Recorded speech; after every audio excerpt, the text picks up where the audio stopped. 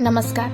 आज मी एक अशी कविता घेऊन आली आहे जी तुम्हाला दिवसभराचा सगळा थकवा विसरायला लावून निसर्गाच्या सानिध्यात घेऊन जाईल. कवितेचे शीर्षक आहे काही क्षण निसर्गाच्या सानिध्यात. चला तर मग सुरुवात करूया.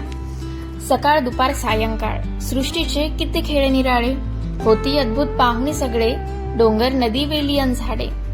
पहाट येते आशा घेऊन प्रत्येक नव्या दिवसाची, लोटून अंधार सारा दाखवते किमया बघा सोनेरी त्या किरणांची.